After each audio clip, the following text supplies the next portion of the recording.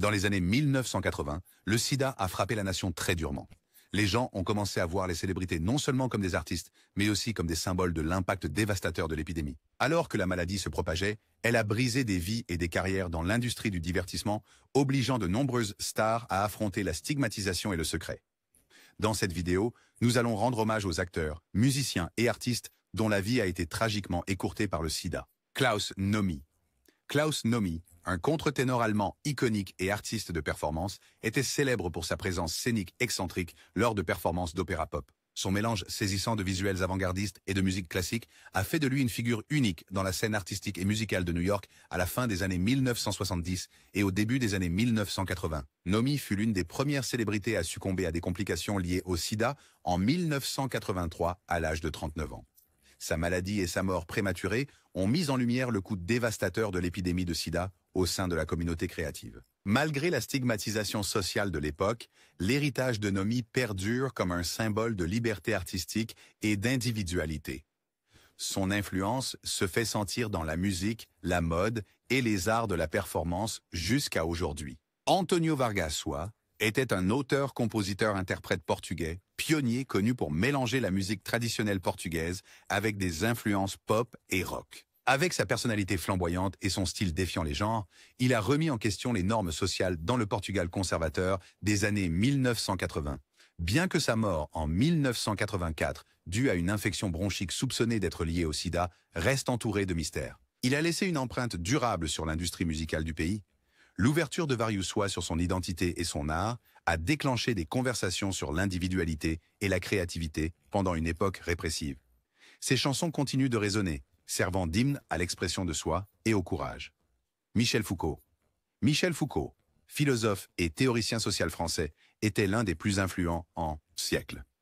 Connu pour des œuvres comme Surveiller et punir et l'histoire de la sexualité, Foucault a transformé les perspectives sur le pouvoir, l'identité et les normes sociétales. Sa mort, en 1984 des suites de complications liées au sida, fut l'un des premiers cas médiatisés en France. Bien qu'il soit resté discret sur sa maladie, ses écrits ont contribué à la compréhension des identités marginalisées. L'héritage intellectuel de Foucault continue d'inspirer les chercheurs du monde entier, mettant en avant la nécessité de l'empathie et de l'examen critique des structures sociales. Rock Hudson. Rock Hudson, un beau gosse d'Hollywood et acteur principal des années 1950 et 1960, a joué dans des classiques comme Géant et Confidence sur l'oreiller. Il a été l'une des premières grandes célébrités à annoncer publiquement un diagnostic de sida, peu de temps avant sa mort, en 1985 à l'âge de 59 ans. Ces révélations ont choqué le monde, attirant une attention sans précédent sur la crise du sida et défiant la stigmatisation autour de cette maladie. La mort de Hudson a marqué un tournant dans la prise de conscience du public, encourageant l'activisme et le financement de la recherche sur le sida. Son héritage en tant qu'acteur aimé et catalyseur de changement perdure. Gia Keranji.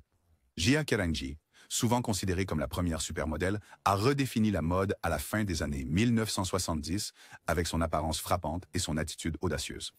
Malgré son succès, elle a lutté contre la dépendance, ce qui l'a finalement conduite à contracter le VIH. Gia est décédée en 1986 à seulement 26 ans, devenant l'une des premières femmes connues à mourir de complications liées au sida. Son histoire tragique, plus tard dépeinte dans un biopic avec Angelina Jolie, soulignait la vulnérabilité des jeunes et célèbres. L'héritage de Gia perdure comme une mise en garde sur la dépendance et un rappel des premiers jours de l'épidémie de sida.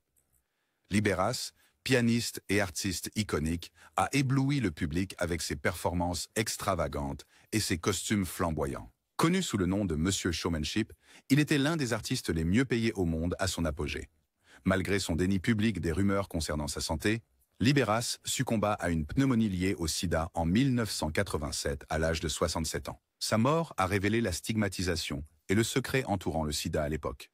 L'héritage durable de Libéras réside dans sa carrière pionnière et son influence sur les artistes modernes qui embrassent l'individualité et le spectacle. Willi Smith, un créateur de mode révolutionnaire, était célébré pour sa capacité à mélanger haute couture et streetwear, créant le terme street couture.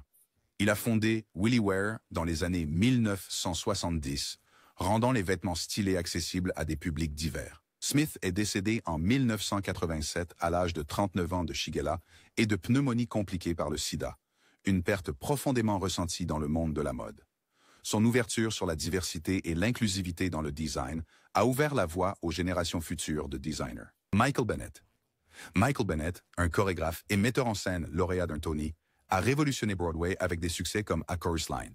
Son approche novatrice de la chorégraphie et de la narration lui a valu des éloges de la critique, faisant de lui une légende de Broadway. La vie de Bennett a été écourtée à l'âge de 44 ans en 1987 en raison d'un lymphome lié au sida. Sa mort a souligné l'impact dévastateur du sida sur la communauté artistique.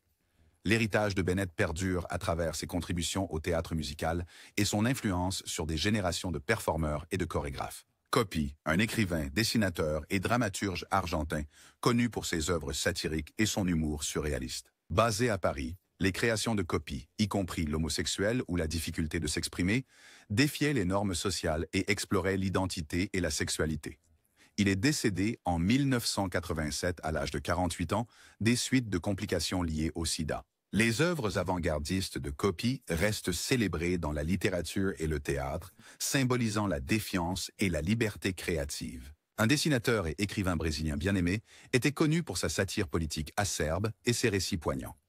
Ses bandes dessinées, critiquant souvent la dictature militaire brésilienne, ont trouvé un écho auprès du public grâce à leur humour et leur perspicacité.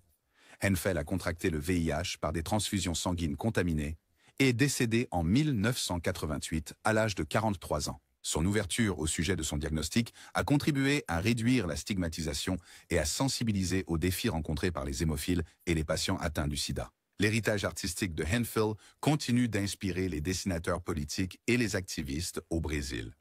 Voici les résumés de 120 mots pour le prochain ensemble de célébrités. John Holmes.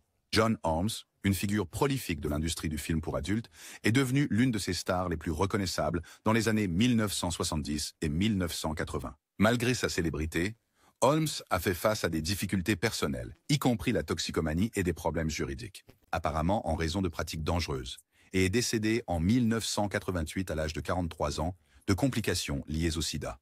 Sa mort a mis en évidence les risques associés à son industrie et a suscité des discussions sur la santé et la sécurité. Holmes reste une figure controversée, connue pour son influence sur le divertissement pour adultes et les leçons que sa vie a mises en lumière. Sylvester, la reine du disco Sylvester, électrisait les spectateurs avec des succès comme You Make Me Feel. Mighty Real, devenant un symbole de la fierté LGBTQ+, et de la liberté artistique. Connu pour ses performances flamboyantes et sa voix soul, Sylvester a utilisé sa plateforme pour plaider pour l'égalité et la visibilité. Il est décédé en 1988 à l'âge de 41 ans, des suites de complications liées au sida, abordant ouvertement sa maladie pour lutter contre la stigmatisation. Sa musique continue d'inspirer des générations, et il reste une icône dans la lutte pour la sensibilisation LGBTQ+, et au sida. Robert Mapplethorpe, un photographe novateur, a acquis une renommée pour ses portraits en noir et blanc provoquants et intimes, explorant des thèmes d'identité, de sexualité et de forme humaine. Son œuvre a repoussé les limites artistiques et a suscité d'importants débats culturels. Mapplethorpe est décédé en 1989 à l'âge de 42 ans des suites de complications liées au sida, laissant derrière lui un héritage de créativité audacieuse. Sa fondation continue de financer la recherche sur le sida et l'éducation artistique, Thierry Poulain. Thierry Poulain, un tueur en série français, connu sous le nom de la Bête de Montmartre, était infâme pour ses crimes odieux à Paris durant les années 1980. Arrêté en 1987, son procès fut éclipsé par la détérioration de sa santé due au sida. Poulain est décédé en 1989 à l'âge de 25 ans, avant qu'il ne puisse faire face à la justice complète. Son cas reste un rappel glaçant des échecs de la société à traiter la santé mentale et le crime pendant l'épidémie du sida. Steve Rubell, cofondateur du célèbre Studio 54, a révolutionné la vie nocturne dans les années 1970. Connu pour son charme et sa capacité à attirer des célébrités dans son club, Rubell est devenu synonyme de l'ère disco. Sa vie a pris un tournant tragique lorsqu'il est décédé en 1989 à l'âge de 45 ans en raison d'une hépatite et d'un choc septique compliqué par le sida. La mort de Rubell a souligné l'impact dévastateur du sida sur les industries créatives. Studio 54 reste une référence culturelle, symbolisant un moment vibrant mais éphémère dans l'histoire, Amanda Blake. Amanda Blake, connue pour son rôle de Miss Kitty dans Gunsmoke, était une icône de la télévision dont la carrière a duré plus de 2 décennies. Blake était également une militante passionnée des droits des animaux, cofondant la Ligue pour le bien-être animal de l'Arizona. Elle est décédée en 1989 à l'âge de 60 ans des suites de complications liées au sida, que l'on croit avoir contracté par une transfusion sanguine. Sa mort a sensibilisé le public au sujet du sida chez les femmes et à l'importance de pratiques médicales plus sûres. Ses contributions au divertissement et à la philanthropie sont chaleureusement rappelées. Jack Smith. Jack Smith, un cinéaste et acteur avant-gardiste, était une figure pionnière du cinéma expérimental. Connu pour des œuvres comme Flaming Creatures, l'art de Smith défiait les normes sociétales et célébrait l'individualité. Sa vie a été abrégée en 1989 à l'âge de 56 ans à cause d'une pneumonie liée au sida. La vision intransigeante de Smith et sa défiance des récits conventionnels ont influencé des générations de cinéastes et d'artistes. Son héritage réside dans son exploration audacieuse de l'identité et de la créativité. Paul Shenar. Paul Shenar, un acteur talentueux avec une présence imposante à l'écran, est rappelé pour son interprétation d'Alejandro Sosa dans Scarface. Il a également eu une carrière remarquable au théâtre, excellent dans les rôles shakespeariens. Shenar est décédé en 1989, à l'âge de 53 ans, des suites de complications liées au sida. Sa mort a reflété la perte de nombreux acteurs talentueux à cause de l'épidémie. Les performances de Shenar continuent d'être célébrées pour leur intensité et leur profondeur. Alvin Ailey. Alvin Ailey, un chorégraphe et danseur visionnaire, a fondé l'Alvin Ailey American Dance Theater, qui célébrait la culture afro-américaine à travers la danse. Ailey a révolutionné la danse moderne, créant des chefs-d'œuvre comme Revelation. Malgré ses énormes contributions aux arts, il a lutté en privé contre le sida, décédant en 1989 à l'âge de 58 ans. La mort d'Ailey a mis en lumière l'impact de l'épidémie sur la communauté artistique. Sa compagnie reste un phare d'expression culturelle, préservant son travail révolutionnaire et inspirant les générations futures. Ian Charleson. Ian Charleson, un acteur écossais, a acquis une renommée mondiale pour son rôle d'Eric Little dans le film oscarisé Les Chariots de Feu. Connu pour sa polyvalence sur scène et à l'écran, Charleson a livré de puissantes performances shakespeariennes. Sa carrière. Diagnostiqué avec le sida dans les années 1980, il a continué à se produire, incarnant même Hamlet tout en luttant contre sa maladie. Charleson est décédé en 1990 à l'âge de 40 ans des suites de complications liées au sida. Son courage face à la maladie a inspiré une sensibilisation accrue au sida dans les arts. Les Ian Charleson Awards, honorant de jeunes acteurs, témoignent de son héritage durable. Keith Haring. Keith Haring, artiste et activiste américain, est devenu une icône de la scène artistique des années 1980 avec ses œuvres vibrantes inspirées du graffiti et ses messages sociaux. Ses œuvres, abordant souvent des thèmes comme l'amour, l'unité et l'activisme, ont acquis une reconnaissance mondiale. Après avoir été diagnostiqué avec le sida, Haring a utilisé son art pour sensibiliser à l'épidémie, fondant la Keith Haring Foundation pour soutenir la recherche et l'éducation sur le sida. Il est décédé en 1990 à l'âge de 31 ans.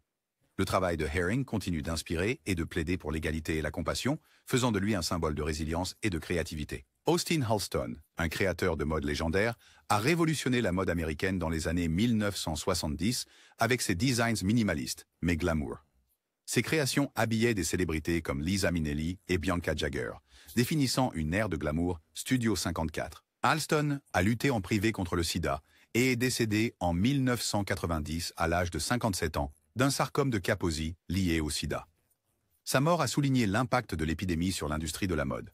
L'héritage de Halston perdure dans ses créations intemporelles qui restent influentes dans la mode moderne. Ryan White. Ryan White est devenu un symbole de courage et d'activisme après avoir contracté le VIH lors d'une transfusion sanguine contaminée. Diagnostiqué à 13 ans, l'adolescent de l'Indiana a fait face à des discriminations, ce qui a attiré l'attention médiatique à grande échelle. Malgré ses luttes, Ryan a utilisé sa plateforme pour éduquer le public sur le VIH-Sida, remettant en question les idées fausses sur la maladie. Il est décédé en 1990 à l'âge de 18 ans d'une insuffisance respiratoire liée au sida.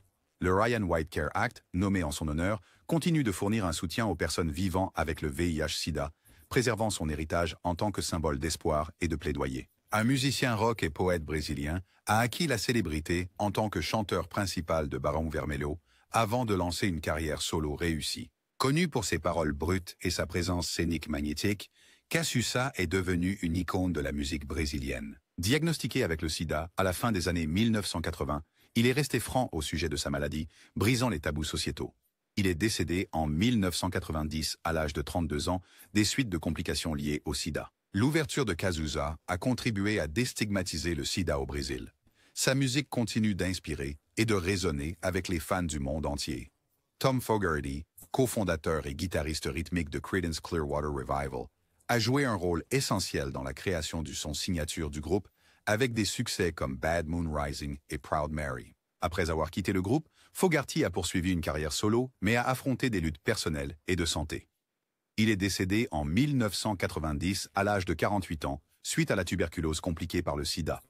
Les contributions de Fogerty à la musique rock restent influentes et son œuvre continue d'être célébrée par les fans du genre. Howard Ashman, un parolier et dramaturge talentueux, était surtout connu pour son travail sur des classiques de Disney tels que La Petite Sirène, La Belle et la Bête et Aladdin. Ses paroles ont apporté magie et profondeur à ses films bien-aimés. Diagnostiqué avec le sida au sommet de sa carrière, Ashman a continué à travailler sans relâche, même si sa santé déclinait. Il est décédé en 1991 à l'âge de 40 ans. Ses contributions à l'ère de la Renaissance de Disney et son courage face à l'adversité ont laissé une marque indélébile dans le monde du théâtre musical et de l'animation. Kevin Peter Hall. Kevin Peter Hall, un acteur imposant, était surtout connu pour incarner le Predator dans les films Predator et Harry dans Harry et les Henderson. Sa taille et sa présence physique le rendaient parfait pour des rôles uniques. Hall a contracté le VIH par une transfusion sanguine contaminée et est décédé en 1991 à 35 ans d'une pneumonie liée au sida. Ses performances restent emblématiques dans le genre de la science-fiction et son travail continue d'être célébré par les fans de ses films. Brad Davis, acteur américain, a atteint la célébrité avec son interprétation captivante de Billy Hayes dans Midnight Express, ce qui lui a valu un Golden Globe. Connu pour ses performances intenses, Davis a captivé le public avec son talent. Diagnostiqué avec le sida dans les années 1980, il choisit de garder sa maladie privée pour éviter la stigmatisation, continuant à travailler jusqu'à ce que sa santé décline. Il est décédé en 1991 à l'âge de 41 ans. Silencieuse résilience face à l'adversité. Tony Richardson. Tony Richardson, réalisateur lauréat d'un Oscar, était une figure clé du mouvement de la nouvelle vague du cinéma britannique. Connu pour des films comme Tom Jones et A Taste of Honey, il a exploré des thèmes de réalisme social et de vulnérabilité humaine. Les dernières années de Richardson ont été marquées par sa lutte privée contre le sida, qui a emporté sa vie en 1991 à l'âge de 63 ans. Son œuvre reste une pierre angulaire de l'histoire du cinéma britannique, célébrée pour sa profondeur émotionnelle et sa narration innovante. Freddie Mercury.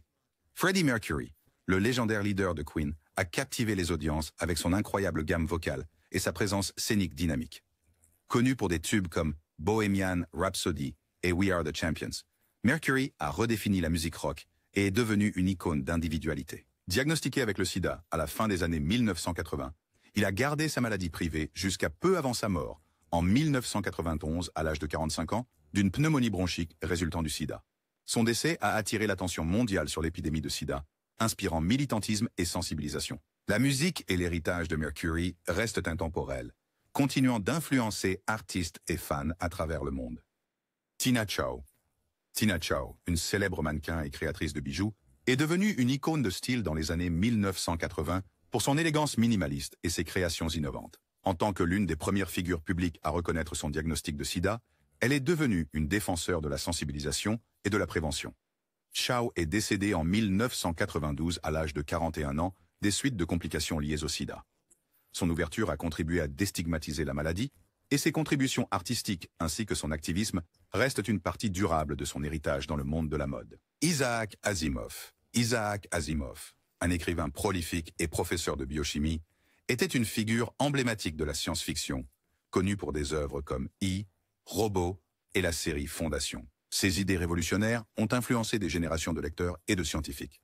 Asimov a contracté le VIH lors d'une transfusion sanguine et est décédé en 1992 à l'âge de 72 ans des suites de complications liées au sida. Bien que sa maladie ait été révélée à titre posthume, ses contributions à la littérature et à la science continuent de façonner la pensée et la créativité moderne. Robert Reed, surtout connu pour son rôle de Mike Brady dans The Brady Bunch, est devenu une figure télévisuelle adorée pour son interprétation du père américain par excellence. Luttant en privé contre le sida, Reed a succombé à un cancer du côlon compliqué par la maladie en 1992 à l'âge de 59 ans. Sa mort a révélé les défis auxquels faisaient de face ceux sous les feux des projecteurs pendant la crise du sida. Les contributions de Reed à la télévision restent emblématiques et son héritage perdure dans l'une des familles les plus mémorables de la télévision. David Wojnarowicz. David Wojnarowicz, artiste, écrivain et activiste américain, était célébré pour ses œuvres provocantes explorant l'identité, la politique et la crise du sida. Utilisant son art pour confronter les injustices sociales, Wojnarowicz est devenu une voix puissante pour les communautés marginalisées. Diagnostiqué avec le sida, il est décédé en 1992 à l'âge de 37 ans, inspirant les futures générations à défier les normes et à plaider pour le changement. Anthony Perkins. Anthony Perkins, un acteur acclamé surtout connu pour son rôle de Norman Bates dans Psychose, était un interprète polyvalent avec une carrière couvrant le cinéma, la télévision et le théâtre. Perkins a gardé son diagnostic du sida privé, le révélant à titre posthume par l'intermédiaire de sa veuve. Il est décédé en 1992 à l'âge de 60 ans d'une pneumonie liée au sida. Le talent et le courage de Perkins continuent de résonner, rappelant au public les histoires humaines derrière l'épidémie. Son héritage perdure à travers ses performances inoubliables. Denholm Elliott. Denholm Elliott, un acteur britannique célèbre, a apporté charme et profondeur à une grande variété de rôles, y compris Marcus Brody dans les films Indiana Jones. Connu pour sa polyvalence, Elliott a travaillé à la fois au cinéma, à la télévision et au théâtre. Il est décédé en 1992 à l'âge de 70 ans de la tuberculose liée au sida. Les performances exceptionnelles d'Elliott lui ont valu l'éloge de la critique, et ses contributions au cinéma restent chéries par les fans et les collègues. Rudolf Nureyev, un danseur de ballet et chorégraphe révolutionnaire, était réputé pour ses performances électrisantes et son art passionné. Souvent considéré comme l'un des plus grands danseurs de tous les temps, Nureyev a élevé les rôles masculins de ballet à de nouveaux sommets. Diagnostiqué avec le sida dans les années 1980, il a continué à se produire et à chorégraphier jusqu'à ce que sa santé décline. Nureyev est décédé en 1993 à l'âge de 54 ans de complications cardiaques liées au sida. Sa carrière révolutionnaire et son dévouement à la danse restent inégalés. Arthur Ashe est devenu le premier homme afro-américain à remporter Wimbledon, l'US Open et l'Open d'Australie. En dehors du court, Ashe était un défenseur vocal des droits civiques et de la sensibilisation à la santé. Diagnostiqué avec le VIH suite à une transfusion sanguine, il est décédé en 1993 à l'âge de 49 ans d'une pneumonie liée au sida. Le courage d'Ashe à partager son diagnostic a sensibilisé le monde et inspiré de la compassion. Son héritage en tant qu'athlète et humanitaire perdure. Cyril Collard. Cyril Collard, cinéaste, écrivain et acteur français, a acquis une renommée internationale pour son film autobiographique Les Nuits Fauves, qui explore avec franchise l'amour et la vie avec le VIH. Sorti peu de temps avant sa mort, le film a remporté 4 Césars, dont celui du meilleur film. Collard est décédé en 1993 à l'âge de 35 ans des suites de complications liées au sida, faisant de lui l'un des artistes les plus en vue à aborder l'épidémie à travers son œuvre. Son ouverture et sa créativité ont contribué à humaniser les luttes des personnes vivant avec le VIH, laissant un impact culturel durable. Héctor Lavoe. Héctor Lavoe, chanteur de salsa et compositeur portoricain, était célébré comme El Cantante de los Cantantes pour sa voix extraordinaire et ses contributions à la musique latine. Connu pour des succès comme El Cantante et Periódico de Haye, il est devenu une icône du genre salsa. Lavoe a lutté contre des problèmes d'addiction et de santé, succombant finalement à des complications liées au sida en 1993 à l'âge de 46 ans. Malgré ces difficultés, la musique de Lavoe continue d'inspirer des générations, solidifiant son héritage en tant que l'un des plus grands artistes de salsa. Elizabeth Glaser, actrice et philanthrope, a cofondé la Pediatric AIDS Foundation, après avoir contracté le VIH lors d'une transfusion sanguine pendant l'accouchement. Ses efforts se sont concentrés sur la sensibilisation et le financement de la recherche sur le sida pédiatrique. Glaser est décédé en 1994 à l'âge de 47 ans des suites de complications liées au sida.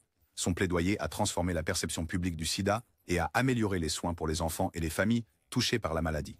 La fondation qu'elle a créée demeure une force vitale dans la lutte contre le VIH-sida. Rick Avils. Rick Avils, un acteur et comédien américain, est surtout connu pour son rôle de Willie Lopez dans le film Ghost. Connu pour son humour audacieux et sa présence dynamique à l'écran, Avils est apparu dans plusieurs films durant les années 1980 et 1990. Il a contracté le VIH, apparemment par usage de drogues intraveineuses, et est décédé en 1995 à l'âge de 42 ans des suites de complications liées au sida. Ses performances ont laissé une impression durable sur le public, et son travail continue d'être apprécié pour son intensité et sa polyvalence. Eazy-E, Eazy-E, le parrain du gangsta rap, a révolutionné l'industrie musicale en tant que membre fondateur de N-Way. Connu pour des titres comme Boys and the Hood, il a joué un rôle crucial dans la formation de la culture hip-hop. Diagnostiqué avec le sida au début de 1995, Eazy-E est décédé d'une pneumonie induite par le sida à l'âge de 30 ans, juste quelques semaines après son diagnostic.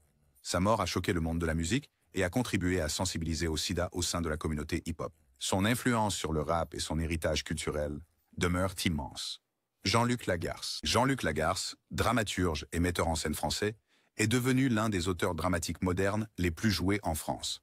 Ses œuvres, dont Juste la fin du monde, explorent des thèmes de la famille, de l'amour et de la mortalité. Diagnostiqué avec le sida, Lagarce a continué à créer jusqu'à sa mort en 1995 à l'âge de 38 ans.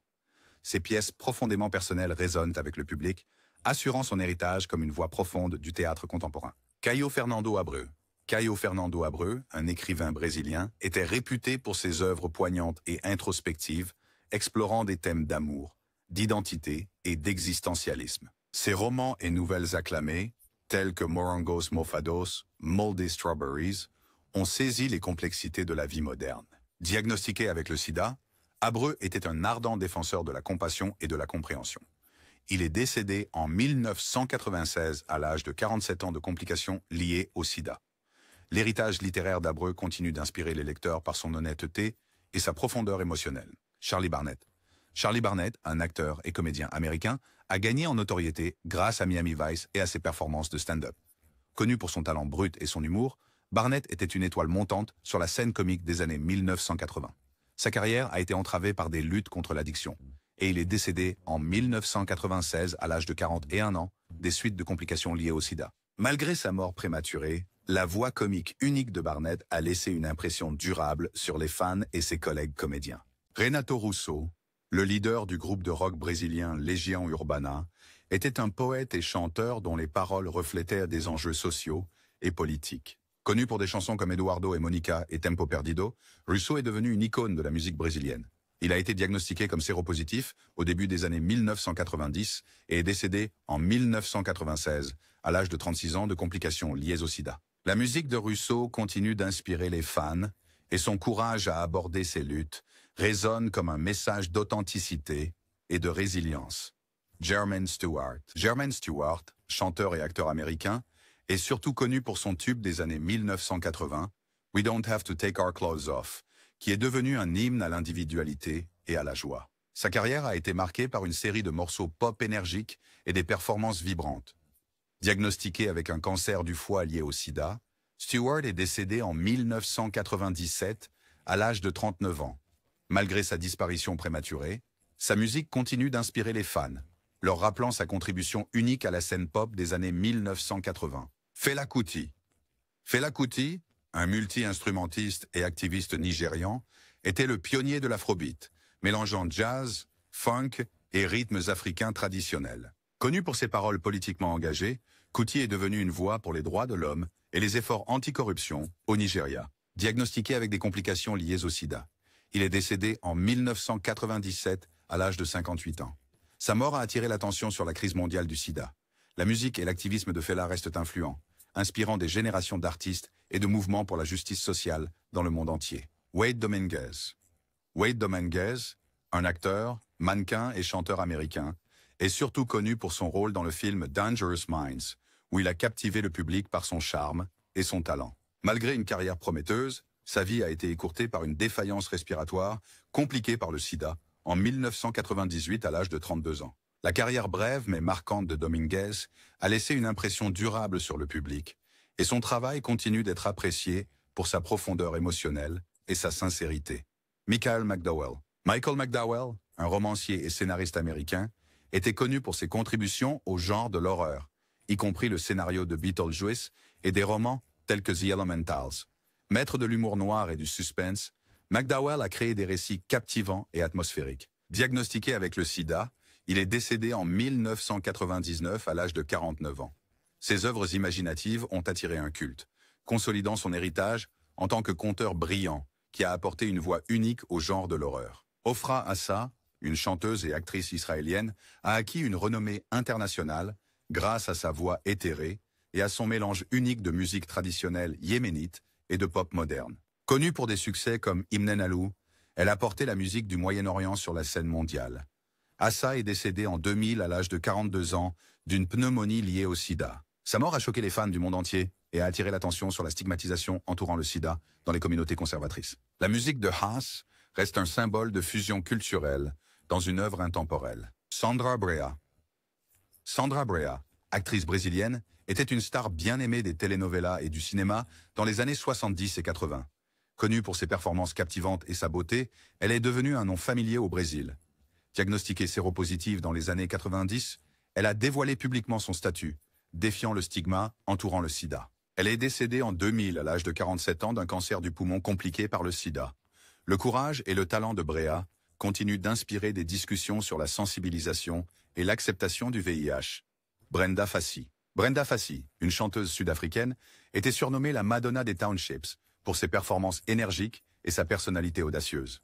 Connue pour des hits comme Wuland Leila, elle utilisait sa musique pour mettre en lumière les problèmes sociaux et donner du pouvoir aux communautés marginalisées. Fassie est décédée en 2004 à l'âge de 39 ans, à la suite d'une crise d'asthme qui a entraîné un arrêt cardiaque. Bien que cela ne soit pas lié au sida, son ouverture à vivre à l'ère du VIH a attiré l'attention sur l'épidémie en Afrique.